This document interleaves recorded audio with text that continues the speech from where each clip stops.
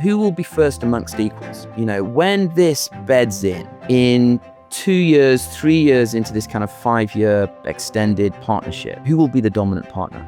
Will it be WPP, who are in service of their clients, or will it be Google, who is the enabler? Hi, I'm Tom Denford and I'm in New York. And I'm David Indo and I'm in London. I spent a decade as a global executive for agencies like WPP, Omnicom and Publicis. And I spent a decade as a senior marketeer managing media for powerful brands like Coca-Cola and Nike. 15 years ago, we came together to create IDComms, the world's first specialist media advisory and analytics consultancy. Today, the company spans 14 time zones and we serve dozens and dozens of iconic brands around the world. This is our show Media Snack, where we share our bite-sized expert view on how procurement and marketing leaders are winning in media today. We appreciate you tuning in and we're excited to dive into today's show.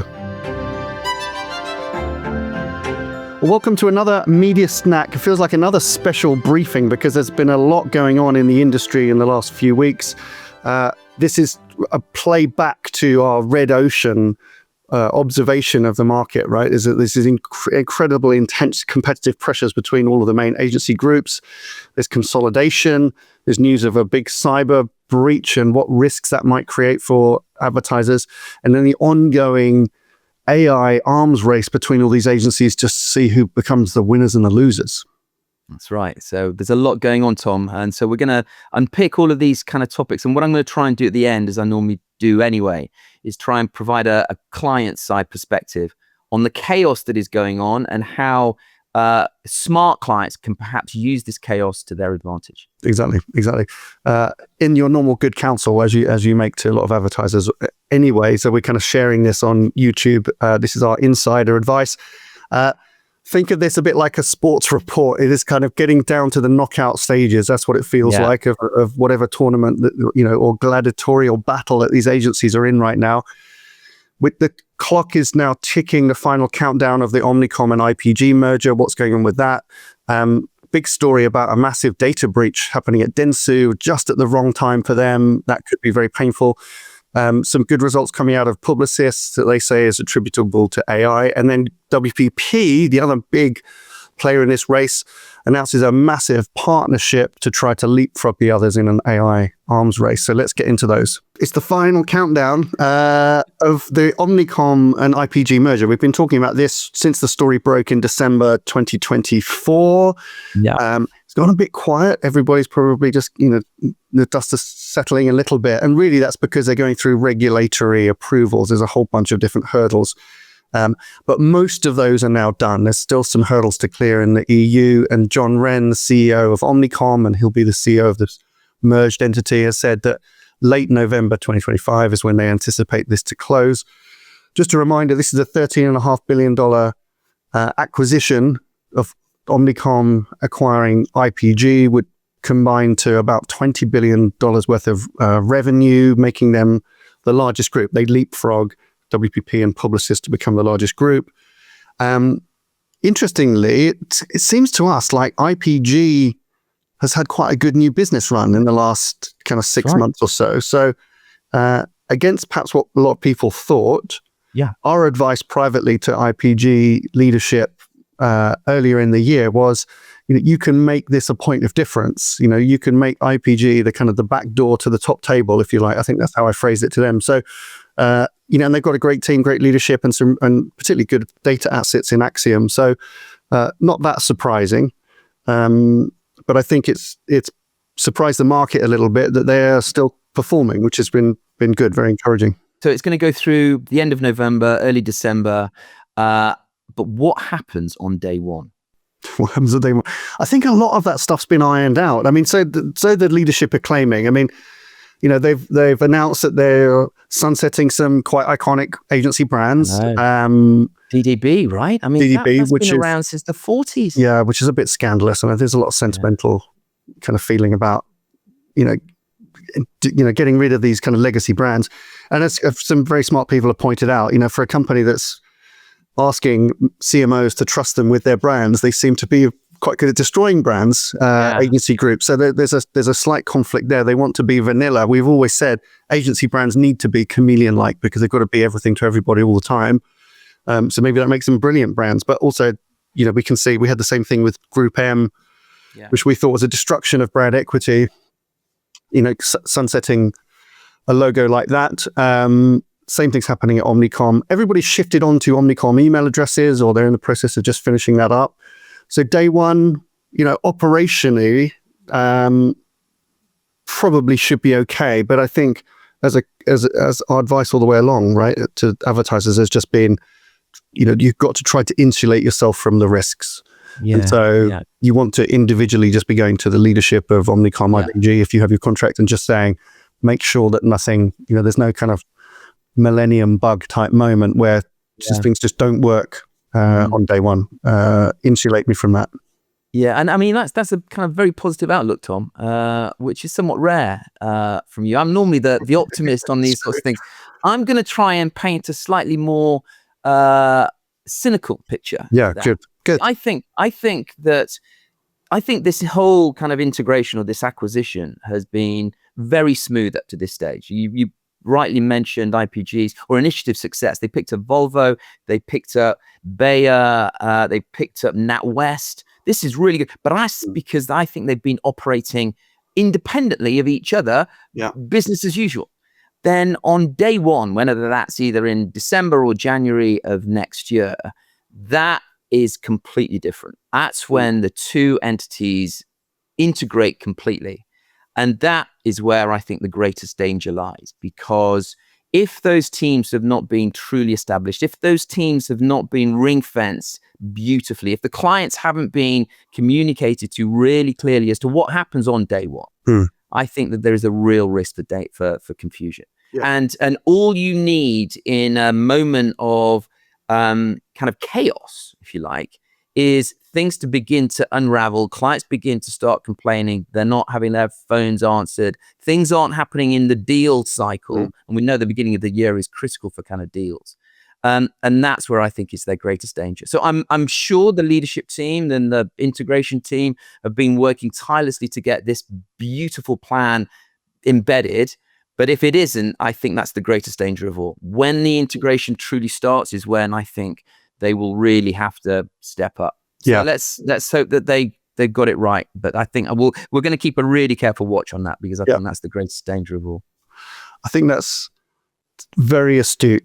And I think that makes sense based on a lot of the things that we've observed and conversations that we've had from inside that group, is that initiative, but IPG has been operating independently, almost like playing away from home. So when they're supposed to be falling into line and they're actually flexing a little bit, and that's winning them business, it could be that the IPG leadership is making a play for improved leadership roles, to come into that merger with momentum, or to that acquisition with great momentum, which I think you're right. And when they actually have to sit around the same table as the same company, and the honeymoon is over, will be, and unfortunately, the people that will feel the pain of that is the advertiser. And so all the way along, we've renegotiated a few contracts very recently with both of those groups, and you have to demand this insulation. Well, let's see what happens. I agree. I think Q1 2026 is really going to be the proof point, isn't it? And that's where we're going to see it, and it's all going to be played out in public. So we'll get to see exactly what happens. Well, that's what you get when you're selling the biggest, right? You're going to have combined revenues of 20 billion, right? You're the number one of the top table. There's no hiding place there. Yeah, very good. Okay, what's next? So next we have Dentsu. Poor Dentsu. So Dentsu's data arm, Merkle, has had quite a significant cyber breach. And it could not have come at a worse time for Dentsu, I don't think. I mean, we spoke in the Red Ocean episode about Dentsu's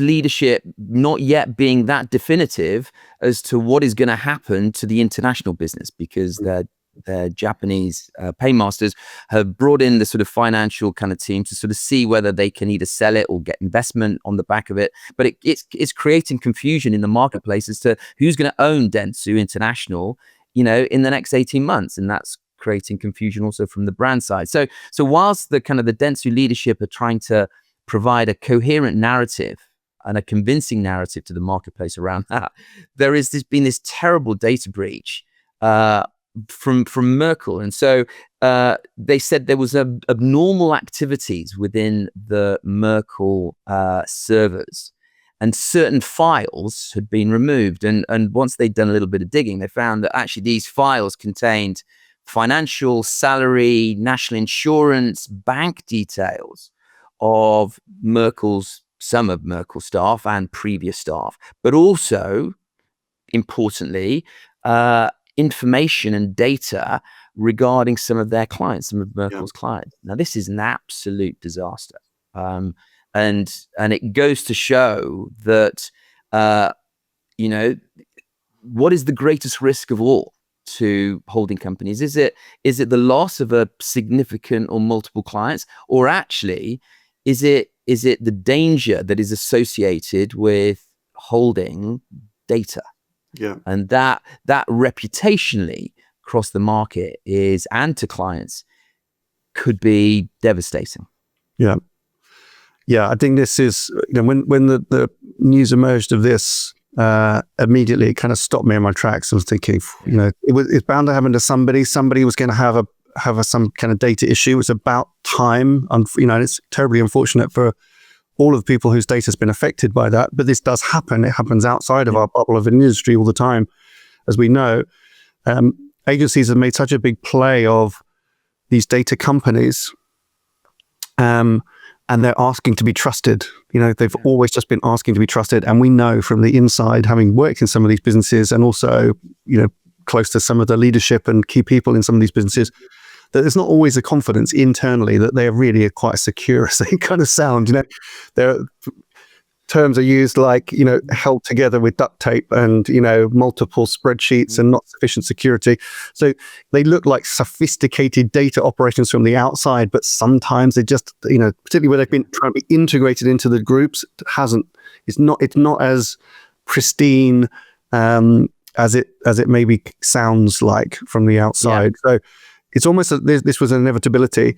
The frustrating thing must be, for Dentsu, it's just, if we think that this is, the last lap of a big long race, and they're already lagging behind the leading pack, and they're in that second pack that are desperately trying to keep up with the leaders, and then they just trip themselves up, and go flat on their face, and now this is going to set them back a little bit reputationally. It has. You're right. I mean, the data has such the kind of the blast area of a problem like this is really significant. It can't be contained. It upsets your staff because they question what on earth you're doing. It upsets your clients because they want to be reassured and trusted. And at a moment like this, where Dentsu is potentially looking for investors, it makes investor question. It's going to raise a question. We need to do further diligence on all of your data assets and make sure this doesn't happen again, because there's a huge potential legal liability. And why would you go near a business that's shown that it has cracks in the foundations?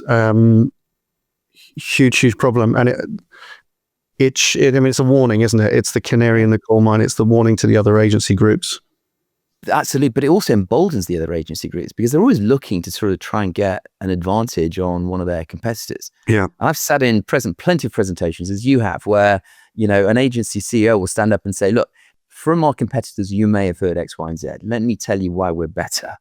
And this is just a bit of an own goal. And it's a shame, right? Because we listen to enough presentations these days, agency pitches, where it's either a Merkle play on behalf of Dentsu, or it's an Epsilon play on behalf of Publicis, or an Axiom play on behalf of IPG.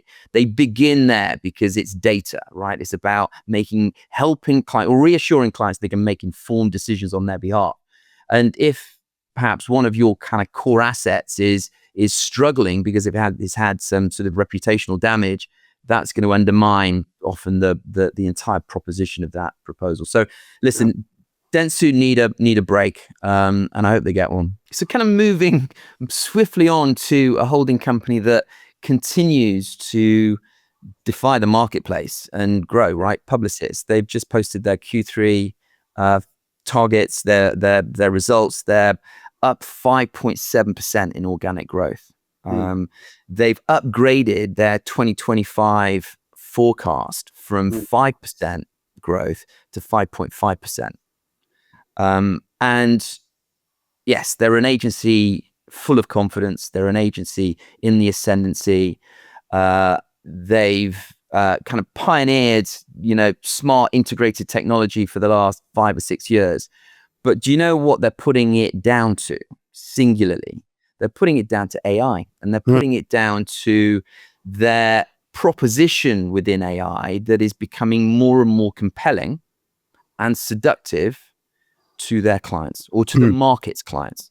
So, it's fascinating how an agency is continuing to invest behind technology and AI. I remember, everybody thought that Marcel all those years ago was a crazy idea on behalf of Arthur Sadoun. He stopped, if you remember, Tom, he stopped many of the Publicis participants going to Cannes one year because he wanted to ring fence a lot of that money to invest in kind of Marcel, which obviously was an early AI platform that they were all going to use.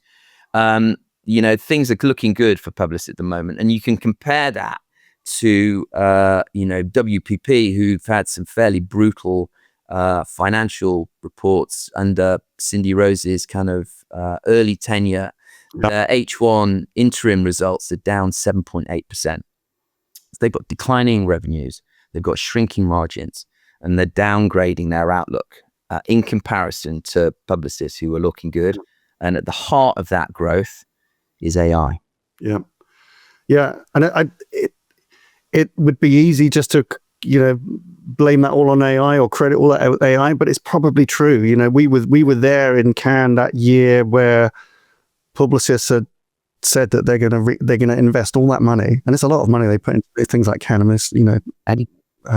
Tens and tens of millions of dollars each year, and then put it all in technology. And we sat there with other agency CEOs and leaders in Cannes, with them scoffing and making fun of Arthur Sadoun for doing this. I thought it was a bit of a wacky idea, and now they will be, maybe gently sobbing into their rosé because that early investment, that acceleration away from the market, that seeing the vision, and particularly what he's very, very good at, and what we've said is a great winning trait in the Publicis group, is absolutely undeniable, consistent understanding and message internally. Everybody in Publicis believed in that vision. They didn't, they're gone. And everybody's been supporting it and continues to, and they're seeing this year particularly, really seeing the benefits of that. It is a playbook. It is not necessarily the winning playbook long term. We'll see, because there's a lot of room for these leading agencies, Publicis, Omnicom, and WPP, still in that leading pack. I'm convinced that they're going to have a resurgence. The strategy is not yet clear. We'll talk a little bit in a minute about WPP, some of the things they've got going on. They got a lot. Cindy Rose has got a lot going on her desk. But again, I'm minded to be less cynical and be optimistic. And as much as I don't appreciate all the time their underlying business model, which as we've said, is primarily going to be driven by principle-based buying, which is it's going to be brokering media. They cease to be the agencies that we've kind of become used to, and I'm a bit sentimental about that in some ways. But that is the way of the world, and AI optimizations in that world are going to be significant competitive advantage, particularly when it's culturally embedded. It's not some bit of technology that we refer to. It's like embedded in the business. And that's what Publicis, I think, have done really well, is that employees feel empowered and that this is embedded in their daily working. It's not a flagship, high-profile tech partnership that is like adjunct to the company, which we'll come and talk on in a second, with which is what kind of WP is proposing. They're seeing the fruits of that, and credit to them, because they had a vision 5 years ago. They've stuck to it, and the results really speak for themselves. You can make money. You can grow an agency. They are bucking the trend, and so credit to them at the moment. But it's they're still just in that leading pack. This race is not over. Yeah. Right. So final story that we're going to cover kind of related to this is WPP, which you'd mentioned there as being perhaps lagging a bit. Certainly their results in 2025, their results show that the business is really struggling. Mm-hmm. They have recently announced a partnership with Google. Strangely, it's been called a 5-year partnership expansion or extension. We don't necessarily understand the significance of it being limited to 5 years, which sounds a bit like, taking out a lease on something rather than really committing. If you think that that's what artists are doing, it's taking them 5 years really to kind of bear the fruits of this thing. But the principle of what's been proposed is a partnership between WPP and Google. And, it's a perfect kind of PR exercise, if you like, at a very top surface level for Cindy Rose, because she's come in and she's basically, it feels like she's announced something that wasn't able to be done previously, or only she's maybe able to announce this thing. Yeah. And that is a $400 million investment into Google technologies. And that's basically Google Cloud and integrating Google's AI Studio and all the different tools like Gemini into their product. And I'll say, look, listen, we're in that same path, right? We have done the same. We have a Google partnership. It's not quite 400 million in our business, it's somewhere around there, near enough. But again, I can just say personally, I think that's a sensible strategy, because I like the Google tools and the way they support. They don't do everything, and they're not exhaustive, and we have to think of other tools that we can use. But in terms of integration, and obviously, I've given Cindy my opinion on that, and they've gone ahead and done this deal, so it's great. Good for them. This is a big announcement because it's a big high profile. They need a win. It accelerates the integration of AI into WPP Open, which is their platform, which will eventually be a kind of self-serve. You don't need an agency type platform, which is really powerful. And it kind of gets Google into that agency market. I mean, we've talked a lot over the years about, Google and Meta and others going round agencies, building their own client-facing teams, trying to disintermediate the agency or get in the way of agency relationships. But the value of these relationships is so big that the agencies in some way get in the way of the relationship between, an advertiser and Google. So WPP needs to make their presence felt. And it allows Google to kind of get into the agency, particularly like the creative and production space, kind of legit, as a partner of WPP. So yes, it's a catch-up play. It is maybe not that bold and exciting because it seems like quite an obvious one. There's a big existing relationship and this is additional investment to do that. But I think it'll be exciting. If I was a WPP client, I'd be like, great, okay, show me the benefit of this, because exactly right. I trust the Google partnership. I already have a very deep relationship with them. Maybe bringing my agency and one of my biggest media partners and an incredible AI product suite to bear. Okay, this makes a lot of sense. Yeah. It's a bit primary colors, isn't it? It's a bit like ABC, but maybe that's what you want. Like, don't overthink it. Just make WPP, Google work together and for my benefit. And great, show me the benefits. If it does, you see, this again, the cynic in me, it makes sense on paper. All right. So you've got WPP needs to partner with a brilliant tech company. Google come in. Open, by the way, I think is really good from what I've seen of Open, and I think the Google AI services and tech will enable that to be even better.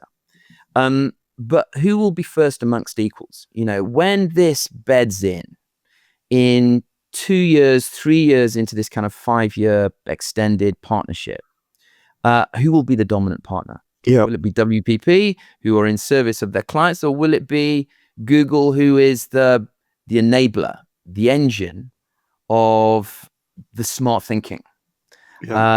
Will there ultimately be a land grab? I don't know. I don't think it's as easy. When you've got two massive companies, one that is very much ambitious, one that is trying to regain its ambition. I hope it doesn't become, a case of frenemies. That's all in the future. Because the only people that suffer if that does happen, well, there are two. There's the employees of the companies that both of these organizations employ, and it's the clients that are at the bottom end of it. And obviously we are always in respect and consideration of the client side people. So anyway, listen, who knows? But I like it on paper, but I'm going to remain cynical until I see it proved out in the next couple of years. Yeah. Feels to me like it feels to me like a winning play, because it's just simple and bold and easy to understand. So much stuff in our industry is just so overly complicated. But you're right. As an advertiser, it just gets me closer to Google. That's what I'm excited about. It doesn't necessarily make me think, oh, I'm going to be working with WPP for the next 10 years. Yeah. It makes me think, oh, I have a privileged access to Google's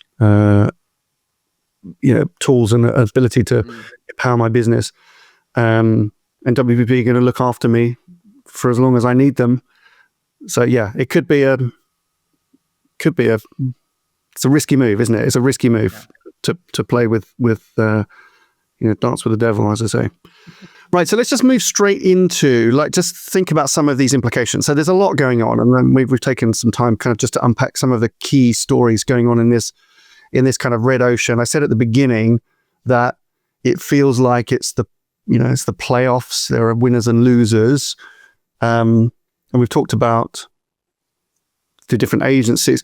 What should marketers be thinking? Give us a few pointers. What are you telling CMOs about all this stuff that's going on?